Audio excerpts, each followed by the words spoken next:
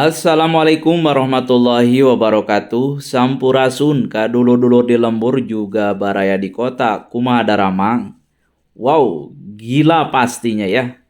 Partai Gerindra yang dipimpin oleh Kang Deddy Mulyadi khususnya di Dapil Jabar 7 itu memborong 3 kursi sekaligus untuk caleg DPR RI.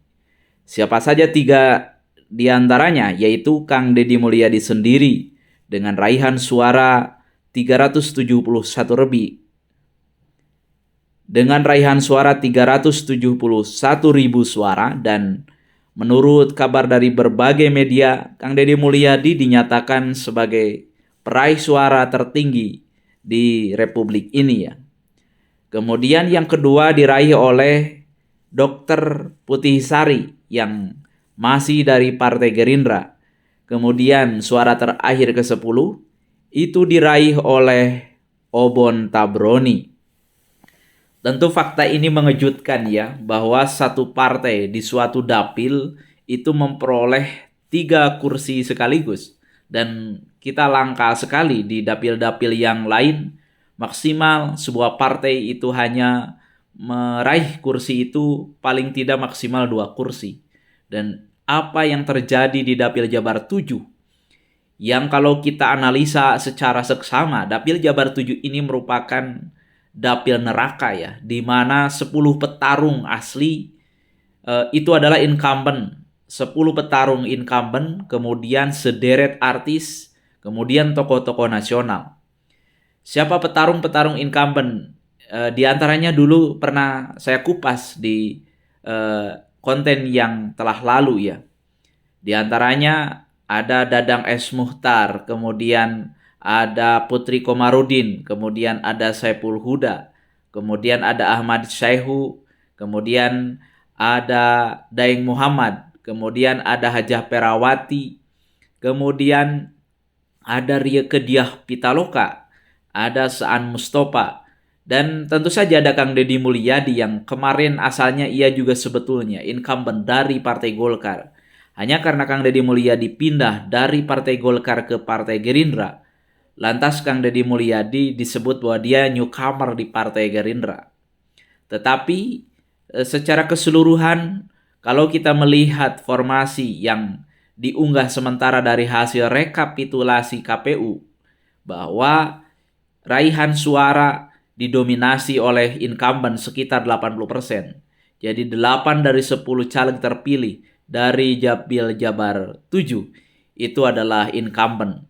Dan yang menariknya, ketika di tahun lalu, di periode lalu Golkar punya 2 kursi. Nah, karena Kang Deddy Mulyadi pindah ke Partai Gerindra, maka Golkar sekarang harus legowo ya, harus menerima kenyataan bahwa ia hanya meraih 1 kursi saja untuk Dapil Jabar 7 ya. Sementara Gerindra, karena kedatangan tokoh kaliber Kang Deddy Mulyadi, ia menjadi bertambah suaranya dari asalnya 2 kursi di tahun lalu, di periode lalu, yaitu Dr. Putih Sari sama Obon Tabroni. Kini Dapil Jabar 7 Partai Gerindra memiliki 3 kursi sekaligus. Dan ini suatu prestasi yang luar biasa, baik bagi Partai Gerindra maupun bagi sosok Kang Deddy Mulyadi itu sendiri yang sudah membuktikan bahwa jam terbang, kemampuan, popularitas, elektabilitas, dan kegigihan serta mobilitas Kang Deddy Mulyadi yang tidak pernah diam dalam berkampanye, dalam melakukan gerakan-gerakan politik, dalam melakukan konsolidasi dan mobilitas masyarakat untuk memilih Partai Gerindra dan tentu saja caleg-caleg dari Partai Gerindra. Nah, keberhasilan ini juga menjadi heboh ya. Di antaranya karena beberapa media, misalnya Tribun Jabar, kemudian media-media lain mempublikasi bahwa Kang Deddy Mulyadi adalah salah satu caleg peraih suara terbanyak se-Indonesia dengan 371 ribu suara. Walaupun ada juga beberapa media yang mengangkat ada kisah seorang legislator dari Madura ya, yang konon katanya mendapatkan suara sekitar 600 ribu dari PDI Perjuangan ya. itu belum terkonfirmasi ya.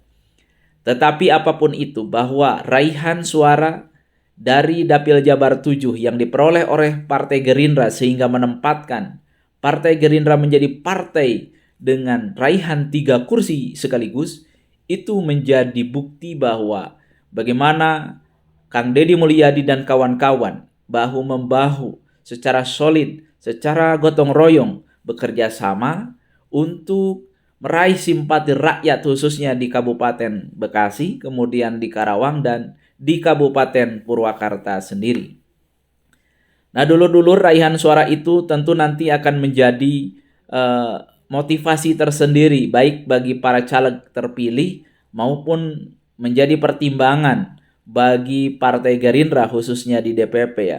Dan Kang Deddy Mulyadi yang tidak ada diamnya ya, hari ini sudah kita lihat sejak ia terpilih dan dipublikasikan oleh KPU hasil rekap, walaupun secara utuh KPU belum merampungkan beberapa provinsi lagi untuk rekapitulasi tingkat nasional, tetapi Kang Deddy Mulyadi sudah gencar turun kembali ya, melakukan safari Ramadan bersama Gus Miftah. Kemarin yang pertama kegiatan di Kuningan ya. Jadi Kang Deddy Mulyadi sudah datang ke Kuningan untuk mengumpulkan ribuan bahkan puluhan ribu massa yang membludak ya di sekitar Waduk Dharma Kuningan. Kemudian Kang Deddy Mulyadi juga ia terus melanjutkan safari Ramadan di Kabupaten Bekasi dengan Gus Miftah. Kemudian Kang Deddy Mulyadi juga di beberapa hari yang lalu ia melaksanakan kegiatan yang sama, yaitu di Jonggol di Kabupaten Bogor. Nah, ini model dan gaya politik Kang Deddy Mulyadi tentu suatu hal yang baru yang tentu saja bisa dipelajari oleh siapapun, bahwa untuk meraih suara simpati rakyat, untuk mendapatkan dukungan dari masyarakat, ya kita memang harus selalu terjun, harus selalu ada di tengah-tengah masyarakat, harus selalu berbaur, harus selalu bersama, berjalan beriringan dengan rakyat.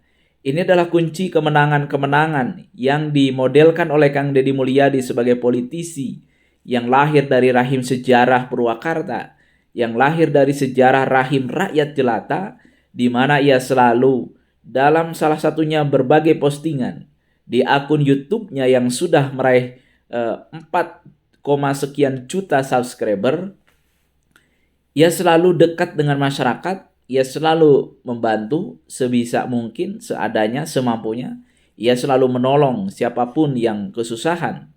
Nah, ini adalah model-model yang tentu saja dibutuhkan dan digandrungi oleh rakyat, sehingga apa yang dikerjakan oleh Kang Deddy Mulyadi itu pantas hari ini beliau mendapatkan bukan balasan ya, artinya akibat yang ia perbuat adalah sesuatu yang positif, energi yang bisa ditebarkan untuk para politisi lain bagaimana seharusnya ia mengemban amanah rakyat, amanah negara, amanah bangsa ini dalam mengelola kepentingan-kepentingan negara.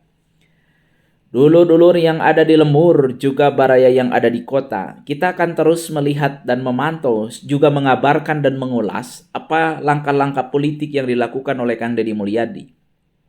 Tentu kepentingan apa Kang Deddy Mulyadi ke depan, kita selalu melihat dan mendengarkan ya, bahwa salah satunya Kang Deddy Mulyadi digadang-gadang sebagai calon gubernur Provinsi Jawa Barat untuk pemilu 2024 ini ya.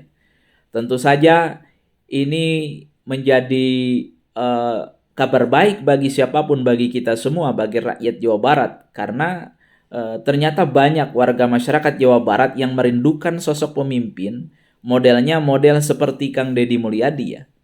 Ya, tentu saja kita berharap bahwa DPP Partai Gerindra juga mencatat dan mendengarkan seluruh aspirasi dari rakyat bawah, yang tentu saja berharap dan menginginkan Kang Deddy Mulyadi maju dalam gelanggang kontestasi Pilgub Jabar, itu betul-betul didengar dan dipertimbangkan agar nanti ketika melakukan rekomendasi untuk para kader-kader Partai Gerindra yang diutus untuk maju terjun dalam setiap pilkada, baik Pilbub maupun Pilgub, itu adalah orang-orang terbaik dan diantaranya adalah Kang Deddy Mulyadi.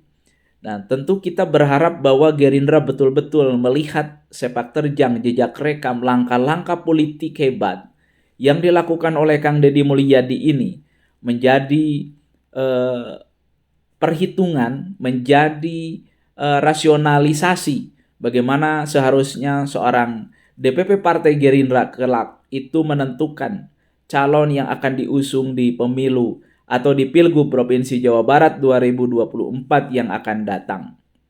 Nah, semoga kita juga dengan raihan prestasi yang luar biasa yang diraih oleh Kang Deddy Mulyadi ini menghantarkan Kang Deddy Mulyadi menjadi pemimpin yang terus bisa berbuat lebih banyak, bermanfaat untuk rakyat.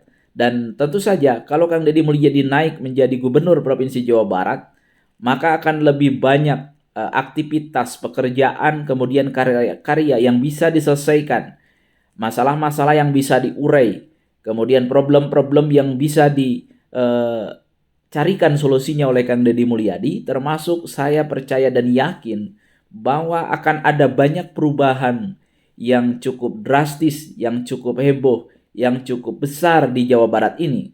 Kalau kemudian Kang Deddy Mulyadi itu mengapa dirinya terpilih menjadi gubernur Provinsi Jawa Barat. Karena seperti kita tahu pengalaman Kang Deddy Mulyadi melakukan perubahan-perubahan spektakuler di Purwakarta saja itu begitu melekat karya-karyanya, begitu diingat, begitu banyak dinikmati seluruh kebijakan politik dan kekuasaannya bagi rakyat Purwakarta. Itu baik dari sisi kesehatan, kemudian dari sisi infrastruktur, kemudian dari sisi pendidikan dan lain-lain. Nah, itu bagi dulur-dulur ulasan kita siang hari ini, mudah-mudahan bermanfaat bagi dulur-dulur semua. Terima kasih. Assalamualaikum warahmatullahi wabarakatuh. Sampurasun.